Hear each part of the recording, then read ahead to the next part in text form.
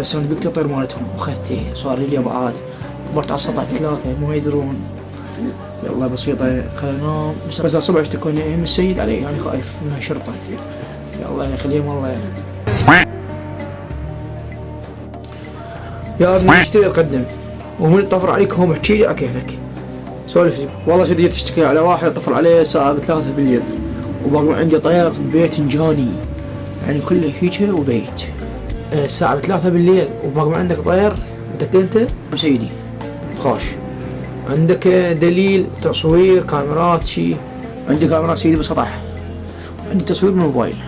عاشت ايدك عندك تصوير كاميرات خوش حجي. خليك وياي ثواني هسه هخابر على الولد يجيبوا لي اياه هنا. ابو سراج شو مسوي احكي لي؟ احكي لي بالحرف الواحد لا تلوفها ولا تدورها.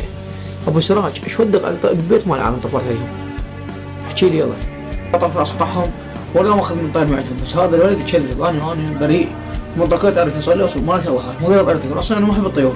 احكي لي الصحيح. يا سيدي انا اصلا ما مقرب عليهم. زين انت اشتكيت علي عندك دليل؟ انا عندي دليل هسه اعطيك الدليل. انا طلع الموبايل هذا الموبايل اهو شوف هكا.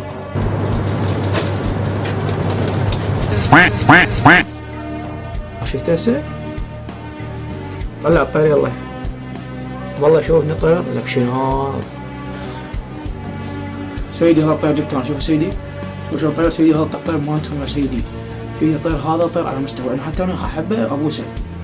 سيدي شو واحد ياخذها شوفه. ما زال جاب لك الدليل سيدي. انا حطيت طير وبالعافيه عليه. هكا ناخذ الطير مالك.